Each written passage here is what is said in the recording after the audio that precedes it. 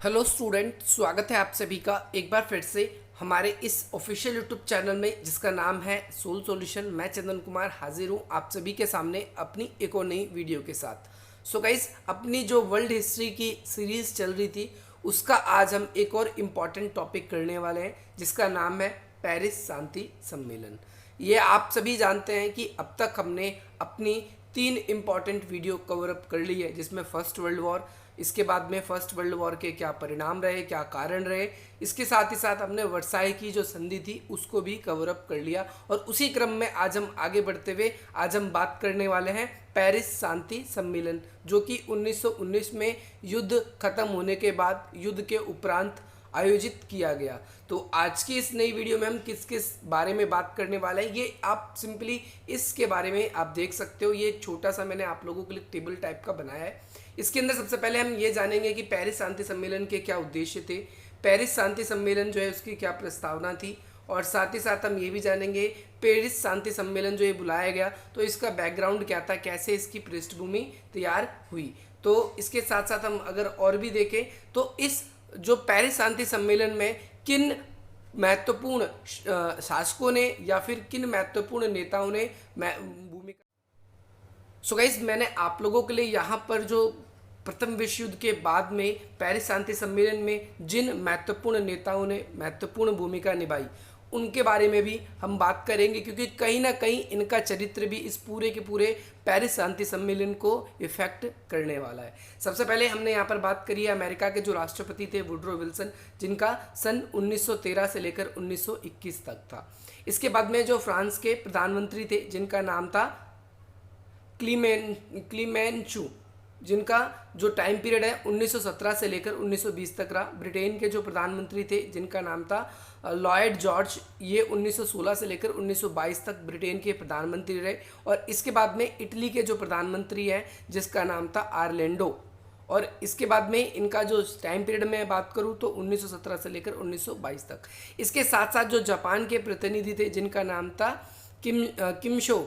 किमशो, और इसके साथ में आपको एक नाम और याद रखना है, यहाँ पर इम्पॉर्टेंट है, जिनका नाम है नोबिकी मैकिनो, ये नाम उनका है। तो मे बी आप लोगों को मैंने ये बता दिया कि भाई उद्देश्य पेरिस शांति सम्मेलन के क्या थे, क्यों इसको आयोजित किया जा रहा था, साथ ही साथ इसकी क्या प्रस्तावना है, क्या इसका इंट्रो है, ये भी मैं आज की इस वीडियो में डीप से बताने वाला हूँ। और साथ ही साथ पेरिस शांति सम्मेलन का एक पृष्ठभूमि, कैसे ये इसको आयोजित करने की देशों ने सोची, और साथ ही साथ यहाँ पर हम जो ये शांति सम्मेलन हुआ तो इसमें कौन कौन से प्रमुख नेता थे, इस सम्मेलन के दौरान में कौन कौन सी समस्याएं आई, और इस जो पेरिस शांति सम्मेलन का आखिर आधार क्या था, और साथ ही साथ अंत में हम ये इम्पॉर्टेंट बात करेंगे जो वुडरो विल्सन थे उन्होंने इस पेरिस शांति सम्मेलन में अपने 14 सूत्र दिए थे और विश्व को एक नई दृष्टिकोण देने का प्रयास किया था, लेकिन वो हालांकि असफल रहा या सफल रहा। आज की इस वीडियो में ये तमाम जितनी भी बातें, इसके लिए आपको अलग अलग बुक्स में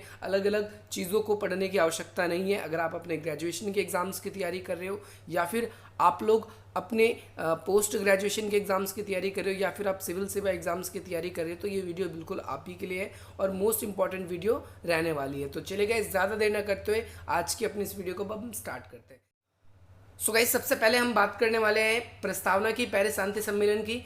आप सब जानते होंगे, क्योंकि जब मैंने आप लोगों को प्रथम विश्व युद्ध पढ़ाया था तो बताया था कि प्रथम विश्व युद्ध जो था 28 जुलाई 1914 से लेकर 1918 11 नवंबर तक चला था, और इस दौरान में आधुनिक हथियारों का खुलेआम प्रयोग हुआ था। मैंने आपको बताया था कि भाई मशीन गन जो है, टैंक हैगा, ब्रिटेन ने टैंक का पहली बार इसमें इस युद्ध में प्रयोग किया, मशीन गनों का इसी समय यूज़ किया गया सबसे पहली बार। और खुलेआम हम देख रहे थे कि भाई एक देश दूसरे देश के खिलाफ हथियारों का प्रयोग कर रहा है, बेसिकली युद्ध को जीतने के लिए।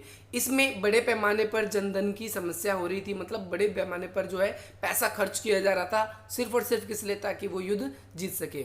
इस बर्बादी के दौरान में युद्ध समाप्त करने के नियम, कायदे, कानून विश्व के विभिन्न देशों के नेताओं द्वारा किए जा रहे थे। यानी अगर हम देखें तो जैसे ही इस विश्व युद्ध की ख़त्म करने की बात करते हैं हम, तो भाई नेताओं के द्वारा ये बात हो रही थी कि भैया इस युद्ध को तो ख़त्म कर देंगे, लेकिन आगे युद्ध के लिए हम कुछ नियम बनाएंगे ताकि भविष्य में इतना भयावह, इतना भयानक, इतना डेंजरस युद्ध दोबारा से ना हो।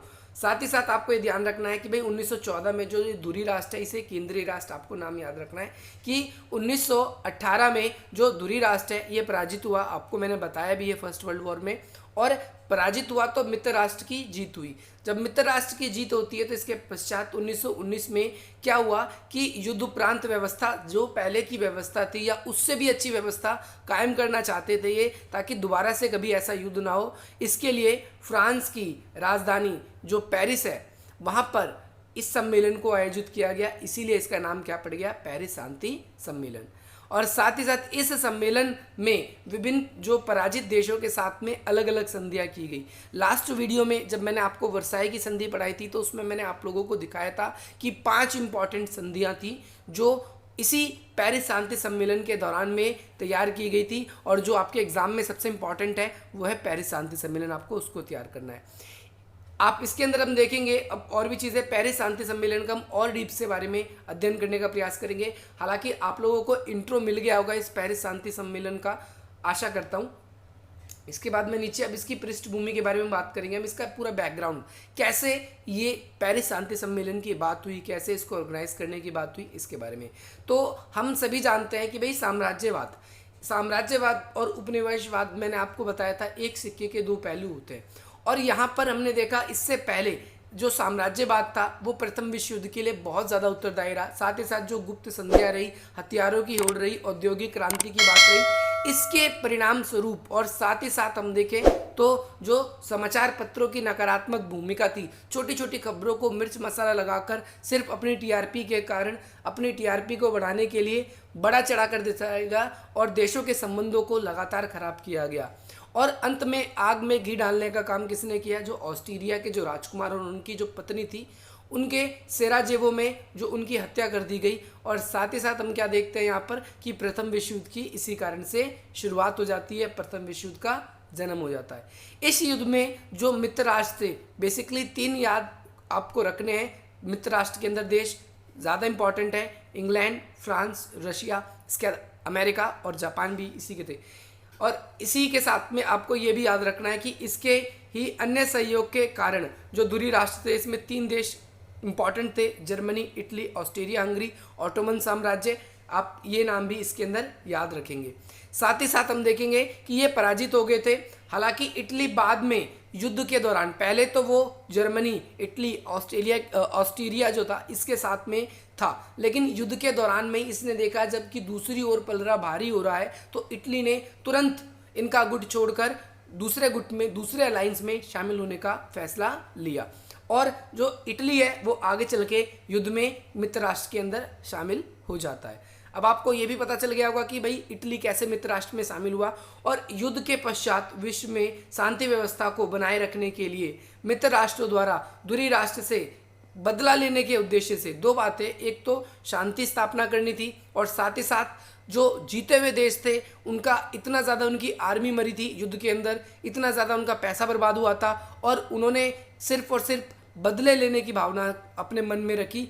कैसे इसकी क्षतिपूर्ति हो जाएगी, इन सभी चीज़ों को मिला जुला कर अपनी चीज़ों को, अपने दुश्मन को टारगेट करने के लिए इन्होंने क्या किया, पेरिस शांति सम्मेलन का आयोजन किया, जिसमें 5 देश मुख्य थे। 5 देश कौन कौन से, आपको नाम याद रखना है, America, England, France, Germany, Italy और जापान। आपको ये 5 नाम याद रखने हैं। इसमें से अगर मैं बता दूं जो इटली था, इटली आगे चल के क्या होता है, इसमें से बाहर निकल जाता है क्योंकि वो खुश नहीं होता इनकी नीतियों से, इन चारों की नीतियों से। और जापान भी थोड़ा सा अलग थलग ही पड़ जाता है। तो बेसिकली अगर हम देखें तो पेरिस शांति सम्मेलन में किन 3 देशों की मुख्य भूमिका थी, अमेरिका की। अमेरिका के क्योंकि राष्ट्रपति उस समय वुडरो विल्सन थे, जिसके बारे में मैंने आपको अभी कुछ देर पहले ही बताया। उन्होंने अपने 14 सूत्र दिए थे। 14 सूत्र उन्होंने बड़े ही बहुत ही अच्छी भूमिका निभाई थी। उनके 14 सूत्रों ने क्या भूमिका निभाई थी, मैं आपको बता दूं कि भाई वो एक अंतर्राष्ट्रीय मंच देने में सफल रहे थे। हालांकि उनकी जो 14 सूत्र थे जिन पे बात हो रही थी, जो संधियों को करवाने की बात हो रही थी जिनके थ्रू, लेकिन ऐसा नहीं हो पाया। इसके अंदर हम और भी चीज़ें देखेंगे आगे। इस सम्मेलन के अंदर हम क्या देखते हैं, इसके अंदर देखते हैं जो फ्रांस का जर्मनी के प्रति प्रतिशोध की भावना थी। मैंने इसके बारे में आपको पहले भी बताया कि फ्रांस जो अपना युद्ध हार गया था, अल्सेस और लॉरेंस को लेने के लिए प्रतिस्पर्धा कर रहा था, बार बार ही वो उस क्षेत्र को जीतना चाहता था। इसके लिए ही हम क्या देखते हैं कि जर्मनी और जो फ्रांस है इनके संबंध खराब हो जाते हैं और प्रथम विश्व युद्ध में भी इन अल्सेस और लॉरेंस प्रदेश की भी बहुत भूमिका रहती है। तो जो फ्रांस था वो प्रतिशोध लेना चाहता था, ये चीज़ आपको याद रखनी है। वह खुलकर लोगों के सामने आया और उसने अपना जो रवैया था उस रवैये को भी दिखाने का पूरा प्रयास किया। इस तरह विभिन्न जो राष्ट्र है उन्होंने अपने हितों को प्राथमिकता दी और साथ ही साथ हम इसके अंदर क्या देखेंगे कि इसका परिणाम ये हुआ कि पेरिस शांति सम्मेलन पूरे विश्व को कुछ सालों तक ही शांति दे पाया और आगे चल के ये अशांत हो गया। अब आप बोलेंगे कैसे अशांत हो गया, क्योंकि इसके अंदर जो संधियां की गई थी हारे हुए देशों के साथ में, तो उन्हें पूरी तरीके से तोड़ने के लिए, पूरी तरीके से उन्हें कमज़ोर करने के लिए ही संधि की गई थी, ताकि वो अपना बदला ले सके, अपने प्रतिशोध को कम कर सके। उस बदले की भावना ना केवल उन देशों तक रही, उन देशों का मतलब है ना केवल मित्र राष्ट्रों तक रही, मित्र राष्ट्र के अलावा जो देश दूरी राष्ट्र थे, केंद्रीय राष्ट्र थे, जो युद्ध हार गए थे, वो देश भी अब अपनी इस अपमान का बदला लेना चाहते थे। यही आगे चल के हम देखते हैं कि ये जो शांति थी, पेरिस शांति सम्मेलन बुलाया गया था, शांति के लिए ये सारी संधियां की गई थी, लेकिन आगे चल के हम ये पाते हैं कि ये स्थायी रूप से संधि ना हो सकी और आगे चल के 1939 में 1 सितंबर के दिन सेकेंड वर्ल्ड वॉर स्टार्ट हो जाता है, जो कि 1945 में 2 सितंबर तक चलता है। आशा करता हूँ गाइस आपको यहाँ तक समझ में आ गया होगा। इसके बाद में अगर आपको कोई भी दिक्कत आ रही है तो आप हमें कमेंट करके बोल सकते हैं कि सर मुझे यहाँ पर प्रॉब्लम आ रही है। अब हम यहाँ पर बात करेंगे जो पेरिस शांति सम्मेलन थे, इसमें प्रमुख नेता थे। हालांकि मैंने इसके बारे में आपको ऊपर अभी डायग्राम एक टाइप का मैंने आप लोगों के लिए स्ट्रक्चर क्रिएट किया है, उसके अंदर समझाने का प्रयास किया था कौन कहाँ से था, आपको समझ में आ गया होगा। यहाँ पर भी अगर नहीं समझ में आया तो आप इसको देख सकते हैं। हम डायरेक्टली यहाँ पर बात करेंगे वुडरो विल्सन। ये कहाँ के थे वुडरो विल्सन? तो आपको याद रखना है कि भाई ये अमेरिका थे और ये पेरिस शांति सम्मेलन में सबसे प्रमुख प्रतिनिधियों में से एक थे। और आपको ये भी याद रखना है कि इनके प्रतिनिधि में कुछ टकराव आपके विलिक्स या विल्सन के विचार, आपको याद रखना जो विल्सन थे, वुडरो विल्सन, ये आदर्शवादी विचारक के थे। आपको दूसरी चीज़ ये याद रखनी कि ये सबसे प्रमुख प्रतिनिधि में से एक थे। कहाँ के? पेरिस शांति सम्मेलन के। किस देश से संबंध रखते थे? तो अमेरिका से। कब से कब तक इनका शासनकाल था, एक आपको ये चीज़ें याद रखनी है। परंतु व्यवहारिक रूप से उनके पास में कोई ठोस कार्यक्रम नहीं था। वास्तव में संधि का अंतिम प्रारूप तैयार हुआ, उसमें विल्सन के सिद्धांत में बहुत ही कम भूमिका थी। यानी जो विल्सन ने अपने 14 सूत्र रखे थे, उनको जो अंत में हम देखते हैं 5 संधियाँ हुई थी पेरिस शांति सम्मेलन में, वो उनमें बहुत ही कम भूमिका रही।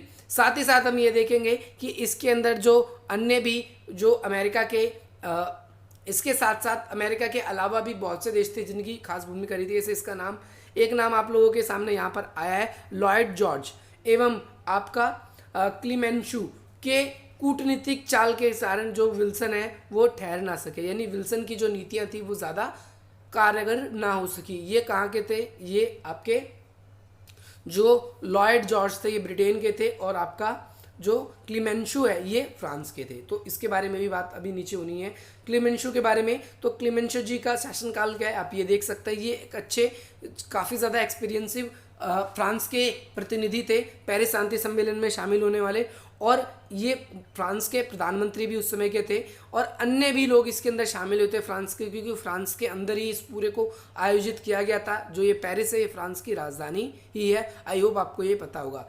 उनके जो विदेश मंत्री थे जिनका नाम था प्रिशा, और इसके साथ साथ केम, और यहाँ पर आपका एद्रे तादू, ये भी इसके अंदर शामिल हुए थे। साथ ही साथ आप देखेंगे जो क्लीमेंशू है, उन्होंने अपने दीर्घकालीन अनुभव और कूटनीतिक योग्यता के कारण न केवल फ्रांस को संपूर्ण सम्मेलन में प्रभावशाली नेता बना दिया, बल्कि फ्रांस के बाग के, अब एक तरीके से अब उनको आप ध्यान रखेंगे जो ये क्लेमेंशू है, इनको इसी कारण से एक नाम भी दिया जाता है फ्रांस का बाग। आप ये ध्यान रखेंगे, उनकी काफ़ी ज़्यादा कूटनीतिक और उनका काफ़ी ज़्यादा एक्सपीरियंस था जो इसमें उनको काम आया था।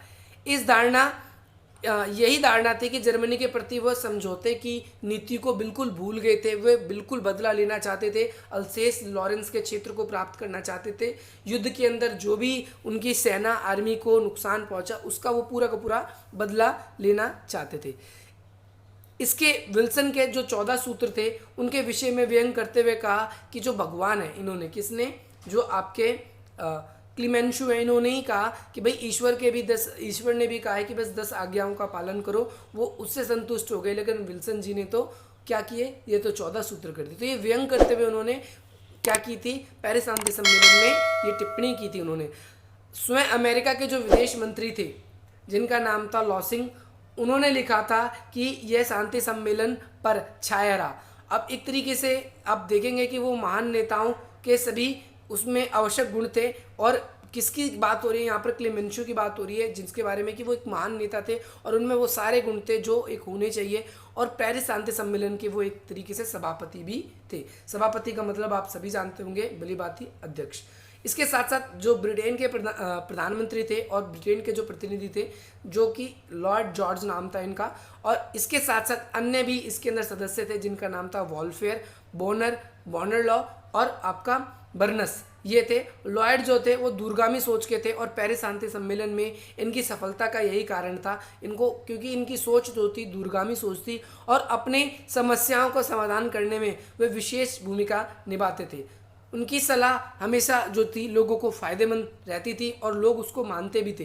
पेरिस शांति सम्मेलन की जब वार्ता चल रही थी तो उन्होंने ब्रिटिश के जो मंडल थे उनका भी ध्यान रखते हुए कहा कि जो जर्मनी है, जर्मनी की जो नौसेना है उसको ख़त्म कर दिया जाए, क्योंकि वहाँ पर जो जर्मनी था, अगर जर्मनी ताकतवर रहता तो ब्रिटेन को भविष्य में खतरा हो सकता था। इसीलिए ब्रिटेन ने जर्मनी को सैनिक रूप से पंगु बनाने की पूरी कोशिश करी और वो फ्रांस के सपोर्ट में इसलिए भी था। और ब्रिटेन, एक बात आपको ये भी याद रखनी कि ब्रिटेन ये नहीं चाहता था कि फ्रांस भी ज़्यादा ताकतवर हो, इसीलिए इसने भी अपनी इस पेरिस शांति सम्मेलन में अपनी प्रभाव, अपनी भूमिका को बनाए रखने की पूरी कोशिश कर दी थी। और साथ ही साथ आपको मैंने ये लाइन तो स्पष्ट कर दी, वे जर्मनी के औपनिवेशिक साम्राज्य को भी समाप्त करना चाहते थे और उनसे जो युद्ध की जो क्षतिपूर्ति थी वो धनराशि भी प्राप्त करना चाहते थे। लेकिन लॉयड जॉर्ज इस संधि को अति कठोरता के पक्ष में नहीं थे। जितना ज़्यादा कठोर इसको बनाया गया था, आप सभी को मैंने बताया, जब पेरिस शांति सम्मेलन हुआ तो उस बीच में एक वर्साय की संधि हुई थी और उसको वो ज़्यादा कठोर बनाने के पक्ष में नहीं थे। हालांकि पूरा कठोर बनाया गया था और इनकी भी पूरी भूमिका थी, लेकिन किताबी बातों में आपको मैं ये बोल सकता हूँ जो इसमें लिखा हुआ है। साथ ही साथ ब्रिटेन जो थे वो यूरोप में साम्यवाद के प्रभाव को भी रोकना चाहते थे, यानी रशिया को भी रोकना चाहते थे। यही कारण था, इनकी जो खटास थी वो यहीं से स्टार्ट हो गई थी। और साथ ही साथ आप देखेंगे जो पूंजीवाद था वो यूरोप में फैले, उनकी यही मानसिकता थी ब्रिटेन और इनके साथी देशों की। इसके साथ साथ आप देखेंगे ऑरलैंडो जो है ये अगले जो यहाँ पर एक प्रतिनिधि है जो कि कहाँ के, किस देश के थे, इटली के थे। ठीक है, इटली के लेकिन राजा थे इस जगह पर। पहले यहाँ पर आप समझेंगे उन्होंने इनको भेजा था जिनका नाम था क्विटर एम्योनोल। तो ये थे, उनका शासनकाल लिखा हुआ है यहाँ पर। और पेरिस शांति सम्मेलन में इटली की अपेक्षा जो इनका प्रभाव था वो कम रहा।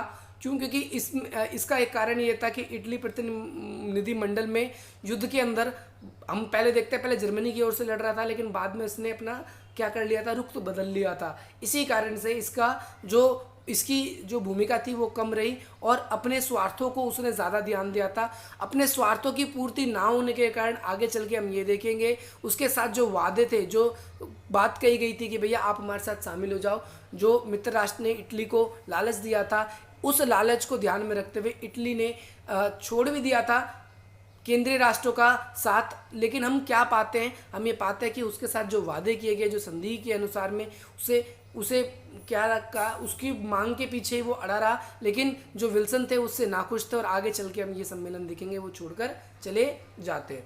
इसके बाद में जो जापान है, जापान के जो किमशो शायोजी और आपका नोबुकी मोकेनो, ये जो इसके अंदर प्रतिनिधि थे जापान के, उन्होंने भी इसमें हम देखेंगे मुख्य भूमिका निभाई थी। वो पूर्व के जो एशिया के पूरा का पूरा पार्ट था उस पे उनका अधिकार हो गया था और उनको अगर आप देखेंगे जो चीन का आपका शुतांग क्षेत्र है उस पे भी इनका अधिकार हो गया था। साथ ही साथ हम देखेंगे कि यूरोप की समस्या पर विचार विमर्श करने में ये मौन रहे, क्योंकि ये एशिया में ही अपना प्रभुत्व जमाना चाहते थे। आपको ध्यान रखना है, एशिया का जो नेपोलियन है, इसी कारण से इन्हें कहा जाता है, जापान को भी। और साथ ही साथ इन्होंने प्रथम विश्व युद्ध में भी और सेकेंड वर्ल्ड वॉर में भी, दोनों में इन्होंने मुख्य भूमिका निभाई थी। अब इस सम्मेलन में हम देखेंगे, इसके अंदर आपको एक छोटा सा नोट मैंने यहाँ पर आपके लिए लिखा है कि छोटे से राज्य के प्रतिनिधित्व का सबसे प्रभावशाली यूनान, जिसे ग्रीस बोलते हैं, ग्रीस के प्रधानमंत्री छोटे राज्यों में जो थे, जो ग्रीस के प्रधानमंत्री जिनका नाम था वेनिजुलास, तो उन्होंने मुख्य भूमिका निभाई थी छोटे राज्यों में। अब इसके अंदर हम देखेंगे कि सम्मेलन में जितने भी प्रतिनिधि भाग लिए उनकी संख्या के बारे में बात करेंगे, किस देश से कितने लोग आए, क्या था। आपको डिटेल पूरी की पूरी इसके अंदर वीडियो के अंदर मिलेगी, आपको कुछ और पढ़ने की आवश्यकता नहीं पड़ेगी।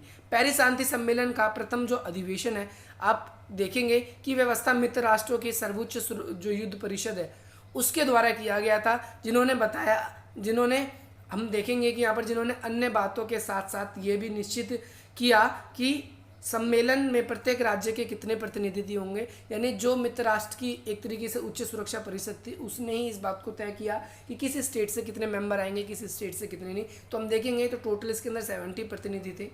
साथ ही साथ मैंने आपको बताया था बड़ी संख्या में सैनिक, बड़ी संख्या में मजदूर और बड़ी संख्या में यहाँ पर जो अन्य प्रेस नेता, वो सारे के सारे लोग आए थे इस पेरिस शांति सम्मेलन में। अब आप बोलोगे आर्मी का क्या काम, हर एक देश अपने नेताओं को सुरक्षा के लिए सुनिश्चित करने के लिए यहाँ पर आई थी। यहाँ पर हम देखेंगे कि इस सम्मेलन में 5 बड़े राज्य थे, इंग्लैंड जिसे ब्रिटेन भी बोलते हैं, फ्रांस, इटली, जापान, अमेरिका। इसके 5-5 प्रतिनिधि जो है इसके अंदर शामिल हुए थे। लेकिन हम देखेंगे जो ब्रिटिश साम्राज्य है उसके जो डोमिनियन है, डोमिनियन यानी जो उनके प्रतिनिधि है, जैसे ऑस्ट्रेलिया, कनाडा, दक्षिण अफ्रीका, भारत, बेल्जियम, चीन, यूनान, और इसके अलावा आपका पोलैंड और पुर्तगाल, चेकोस्लोवाकिया, रोमानिया, सर्बिया। अब यहाँ तक तो आप देखेंगे कि भारत तक 2-2 प्रतिनिधि आए थे, लेकिन इसके बाद में नीचे आप देखेंगे कि 3 प्रतिनिधि आए थे। इसके साथ साथ न्यूजीलैंड, आपका मोंटेनेग्रो, श्याम, क्यूबा, आपका ग्वाटेमाला और ऐसे जितने लिथुआनिया वगैरह, ये जितने भी आपका बोलिविया वगैरह, पेरू वगैरह, ये सब प्रतिनिधि, इन जगह से 3-3 प्रतिनिधि आए थे। और साथ ही साथ आपको देखना है यहाँ पर एक चीज़ और इम्पॉर्टेंट है कि इनको प्रावधान भेजने की बात की गई थी और बेल्जियम और सर्बिया जो है वहाँ के 2 प्रतिनिधि बुलाए गए थे, लेकिन इससे वो संतुष्ट नहीं थे। उनका कहना था अंत में उनको 3 प्रतिनिधि भेजने की व्यवस्था कर दी जाए, और अंत में कर भी दिया गया और ऐसा ही हुआ।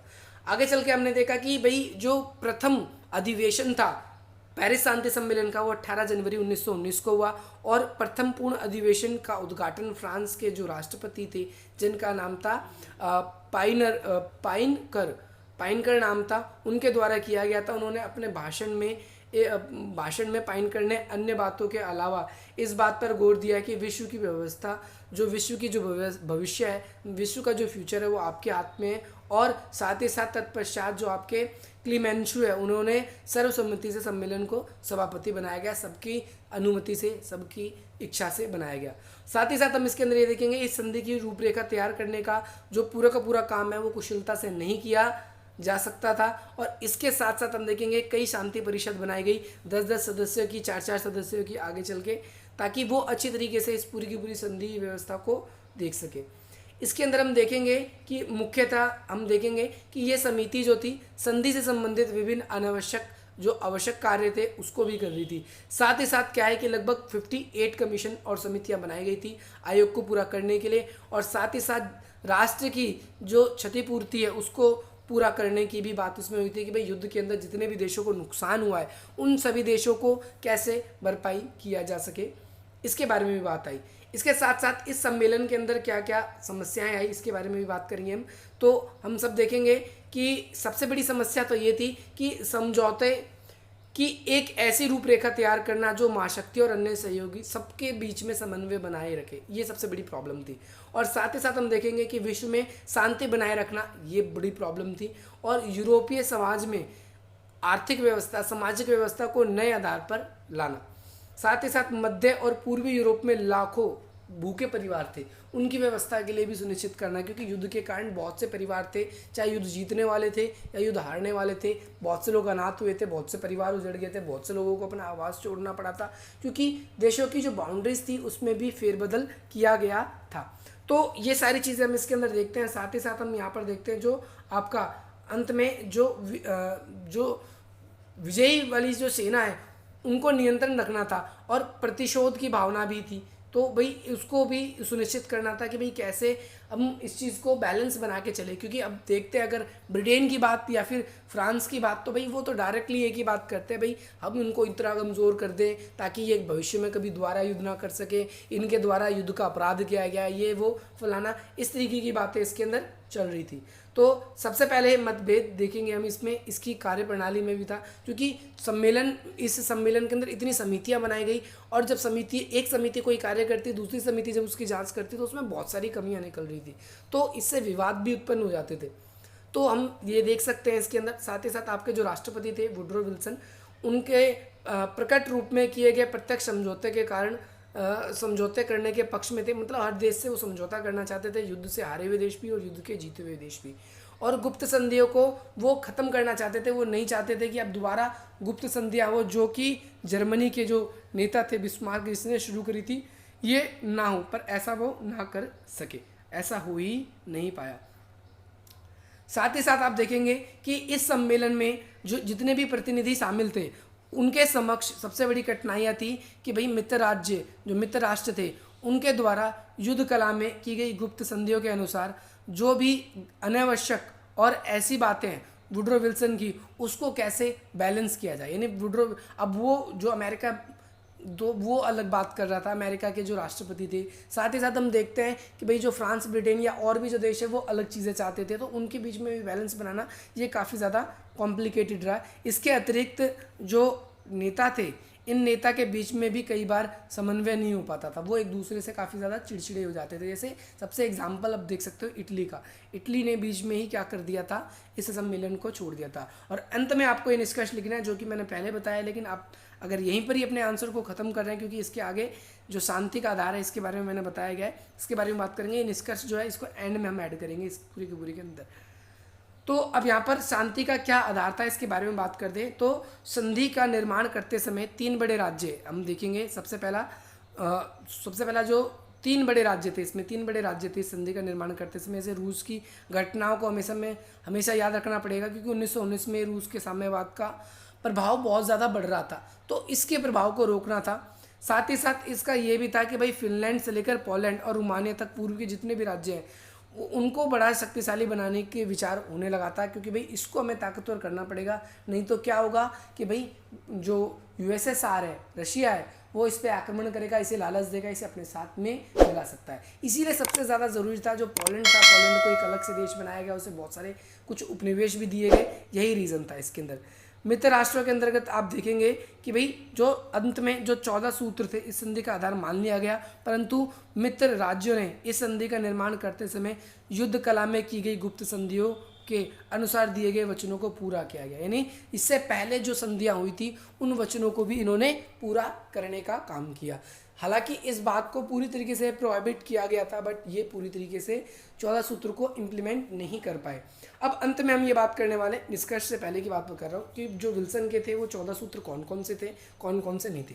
तो आपको पता है, भी मैंने बताया कि भाई 8 जनवरी को सबसे पहला क्या किया गया था, अधिवेशन किया गया था किस चीज़ का, पेरिस शांति सम्मेलन का। कहाँ पर आयोजन किया गया था इसका, पेरिस में।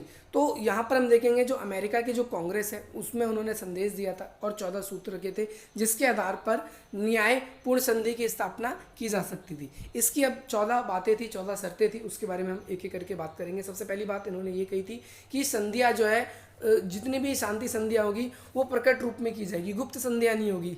उसके पश्चात किसी भी प्रकार की गुप्त संधि ना किया जाए, क्योंकि गुप्त संधियों के कारण क्या होता है कि अगर गलती से 2 देशों के बीच में युद्ध होता है, उसकी गुप्त संधि है, उसको पता नहीं, तीसरा देश युद्ध के अंदर शामिल हो जाता है, और उसने भी, अगर दूसरे देश ने भी किसी और से संधि कर रखी, तो ऐसे ऐसे करके एक एक करके सारे देश इसके अंदर शामिल हो जाते हैं।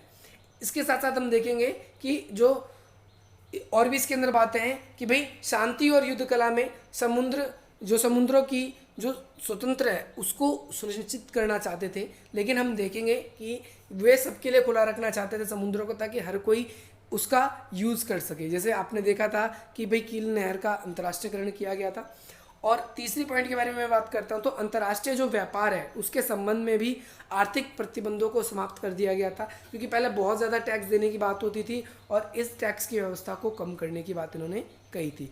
और सभी राज्यों को व्यापार करने के लिए समान अवसर प्रदान किए जाए, ये बात भी इसके अंदर की गई थी। केवल सभी राज्य, अगर हम बात करते हैं सभी राज्य केवल उतने ही सशस्त्र रखें, अपने हथियार रखें जितने उनकी आंतरिक व्यवस्था को बनाए रखने के लिए ठीक हो, क्योंकि ज़्यादा हथियार होंगे तो अगर कोई युद्ध होता है तो वो काफ़ी ज़्यादा लंबा चलता है, काफ़ी ज़्यादा भय भी हो जाता है और उससे काफ़ी ज़्यादा नुकसान भी होता है, ना केवल एक पक्ष को बल्कि दूसरे पक्ष को, क्योंकि सुरक्षा सबके लिए सुनिश्चित है। इसके साथ साथ हम देखेंगे पांचवा पॉइंट कि सभी राष्ट्रों को औपनिवेशिक दावे, जितने भी राष्ट्रों के औपनिवेशिक दावे थे उनको स्वतंत्र और निष्पक्ष रूप से निपटारा किया जाए, यानी जितने भी दावे वाली बात है ताकि देशों के संबंध की बात होती है वो संबंध सुनिश्चित कर लिए जाए, ये भी इसके अंदर बात हुई थी, ताकि वो बाद में किसी विवाद का कारण ना बन सके। किंतु ऐसे मामलों का निर्माण करते समय वे सरकार की प्रभुत्ता के दावों के साथ साथ जनता के हितों को भी ध्यान में रखें। यानी बहुत से ऐसे देश थे जो दावे कर रहे थे, जैसे फ्रांस जो था अल्सेस और लॉरेंस पे दावे कर रहा था अपने कि भैया ये प्रदेश मेरे, तो भाई ये प्रदेश जो है वहाँ की जनता से, जो वहाँ की जनता है उनसे भी पूछा जाए कि भैया आप इनके साथ रहना चाहते हैं कि या आप इनके साथ रहना चाहते हैं, इन प्रदेशों को, नए क्षेत्रों को दे दिया जाए, तो वहाँ की जनता जो है उनका जनमत इसमें बहुत मुख्य भूमिका निभाए। ये चीज़ इसमें जनता की जो राय की बात है ये चीज़ इसमें भी कही गई थी। साथ ही साथ इसके अंदर हम क्या देखेंगे, जो रूस है, रूस की जो भूमि है उस वो क्या करे कि रूस की जो भूमि है वहाँ से सभी सेनाएं हटा लिए जाए और रूस से संबंधित सभी प्रश्नों को इस प्रकार समाधान किया जाए जिससे रूस को अपना राजनीतिक विकास करने में और राष्ट्रीय नीति निर्धारण करने में अवसर हो। यानी रूस से तो पहले अपनी सभी देश आर्मी हटाएंगे, वहाँ पर आर्मी उनकी हेल्प के लिए थी, ना कि उन पर डोमिनेट करने के लिए। दूसरी बात इसके अंदर ये भी आपको ध्यान रखना है कि ताकि हर एक देश अपने विकास को सुनिश्चित कर सके, ये भी है। साथ ही साथ जो बेल्जियम से जर्मनी की सेना जो है वो हटा ली जाएगी और उन्हें पुणे प्रभुत्व संपन्न राज्य बनाने का अवसर दिया जाएगा, जर्मनी को भी और बेल्जियम को भी।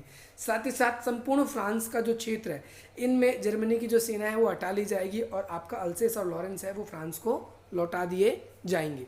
इसके साथ साथ हम नीचे देखेंगे कि जो राष्ट्रीय सिद्धांत है, जो राष्ट्रीयता का जो सिद्धांत है, इस पर इटली की पुनः जो सीमाएं हैं वो सुनिश्चित कर दी जाएगी। ऑस्ट्रिया हंगरी की जनता से पुनः स्वायत्ता की शासन स्थापना करने के अवसर दिए जाएंगे, यानी जनता अगर खुद चाहती है तो वहाँ पर अपने शासन को, व्यवस्था को वो क्या कर सकती है, लागू कर सकती है। ये चीज़ यहाँ पर देखी गई। वहाँ के जो राजा थे उनको हटा दिया जाएगा, अगर खुद जनता वहाँ पर चाहती है कि अपना शासन हो तो वहाँ पर अपने शासन के लिए उनको हेल्प की जाएगी। रोमानिया और जो सर्बिया है, सर्बिया और आपका मॉन्टेनेग्रो, उनका भी जो खाली, उनको भी क्या कर दिया जाएगा, खाली कर देना चाहिए और उनकी जिन प्रदेशों पर जो विजय स्थापना कर ली गई है वो दोबारा से उन्हें लौटा दिए जाए, क्योंकि ये पूर्व के प्रदेश थे, ये दोबारा से नहीं तो रशिया में शामिल हो जाएंगे तो ये प्रॉब्लम हो जाएगी, दोबारा से नहीं रशिया में शामिल हो जाएंगे। और साथ ही साथ आप इसके अंदर देखेंगे आधुनिक जो ऑटोमन साम्राज्य है केवल तुर्क उसमें प्रधान देश ही तक सीमित रखा जाएगा, उसके भीतर भी जो है स्वयंप्रभुत्ता जो है उसको उसकी जनता के अकॉर्डिंग ही आश्वासन के साथ दिया जाएगा। और साथ ही साथ यहाँ पर हम देखेंगे कि जो पोलैंड है एक नया देश बनाया जाएगा जिसमें से वे प्रादेशिक सम्मेलन जितनी भी उसकी जो समितियाँ हैं तो उनके लिए भी काम कर दिया जाएगा। आई होप आपको ये समझ में आ गया होगा। और इसके साथ साथ में 14 और लास्ट पॉइंट इसका ये है कि जितने बड़े बड़े सभी राज्य हैं उनको समान रूप से राजनीतिक स्वतंत्रता दे दी जाएगी, अपने प्रदेश पर उनका अखंड प्रभाव रहेगा, क्षेत्रों के टुकड़े टुकड़े ना हो, इस बात का आश्वासन देने के लिए राष्ट्रसंघ की स्थापना की जाएगी। राष्ट्रसंघ भी इसके अंदर इंपॉर्टेंट मेजर था, इसके बारे में हम अलग से वीडियो बनाएंगे जिसमें हम आपको डीप से इसके बारे में बताएंगे। अब हम बात कर लेते हैं इस पूरे के पूरे पेरिस शांति सम्मेलन की क्या निष्कर्ष है, इसके बारे में हम बात कर लेते हैं। हालांकि मैंने आपको पहले ही आपके लिए वो उसको प्रिपेयर कर दिया है, तो लेकिन आप उसको भी ज़रूर देख लेंगे। ओके, तो यहाँ पर आप देख सकते हैं कि निष्कर्षतः ये कहा जा सकता है कि पेरिस शांति सम्मेलन जो है दो विचारधारा जो थी उसमें संघर्ष था। पहला मित्र राष्ट्र, दूसरा धुरी राष्ट्र, जिसे केंद्रीय राष्ट्र भी आप कहते हैं, कि भाई एक चाहता था कि वह निष्पक्ष न्याय से पराजित हो और जिससे नौ राष्ट्र की भावनाओं का कद्र हो, यानी मित्र राष्ट्र की बात नहीं हो रही है यहाँ पर हो रही है केंद्रीय राष्ट्र के बाद कि भैया हमने अपनी हार स्वीकार कर ली और सबकी क्या हो यहाँ पर भावनाओं का कदर की जाए, सबके साथ में न्यायपूर्ण व्यवस्था, न्यायपूर्ण व्यवहार की जाए। और दूसरा पक्ष ये चाहता था कि भाई शक्ति संतुलन बने रहे और विजयी राष्ट्र जो है वो अपने, अब भाई युद्ध इनकी वजह से तो नहीं हुआ, आपको पता है कि भैया इतिहास वही लिखता है जिसके हाथ पे कलम होती है, तो भाई कलम थी विजयी देशों के हाथ में, तो उन्होंने कहा कि भैया युद्ध के लिए ये देश जिम्मेदार है, इन्हीं देशों की वजह से युद्ध हुआ है और यही कारण है कि भाई इनसे युद्ध की क्षतिपूर्ति भी ली इन्होंने, आर्थिक लाभ भी लिया, पारदर्शिक लाभ भी लिया और अपने आप को स्ट्रांग बनाया और इन देशों को जितना ज़्यादा ये कमज़ोर कर सकते थे उतना ज़्यादा इन्होंने कमज़ोर किया। इसी प्रकार जो पेरिस शांति सम्मेलन का काम बिल्कुल जो था अशांत और संघर्षपूर्ण वातावरण बना रहा यहाँ पर, और फिर एक सम्मेलन ने इस काम को पूरा किया है, किस तरीके से इस पूरी व्यवस्था को किया जा सकता है, कैसे शांति व्यवस्था को स्थापित किया जा सकता है, ये सारी बातें इसके अंदर हम देख लेते हैं अंत में। आई होप आपको ये समझ में आ गया होगा। पूरा निष्कर्ष के साथ में मैंने आपको बता दिया पेरिस शांति सम्मेलन क्या था, आपका वर्साई की संधि हो चुकी है और इसके साथ साथ गाइज आप लोगों के लिए मैंने फर्स्ट वर्ल्ड वॉर के कारण परिणाम, फर्स्ट वर्ल्ड वॉर की पूरी डिटेल बता दी है। बस उसके अंदर मेरे को एक अलग से वीडियो बनानी है, घटना चक्र, जो आप लोगों के लिए इंपॉर्टेंट फैक्टर हो सकते हैं, लेकिन मैं इंतजार कर रहा हूँ जितने ज़्यादा आप लोगों की क्वेरीज आ रही है उन सबको नोट डाउन किया जा रहा है ताकि वो फर्स्ट वर्ल्ड वॉर की आपकी आखिरी क्वेरीज के साथ में उसको कंप्लीट कर दिया जाए। आई थिंक गाइज आप लोगों के लिए आज की वीडियो इनफ है और आप लोगों को अगर हमारी वीडियो से कोई वैल्यू मिली हो तो उसे लाइक करना, अधिक से अधिक मित्रों तक शेयर करना, हमारे चैनल को सब्सक्राइब करना और इसी प्रकार की अपडेट्स के लिए आप हमें ज्वाइन भी कर सकते हो। तो चलिए गाइज मिलते हैं हम आपसे अपनी अगली वीडियो में। जय हिंद, जय भारत।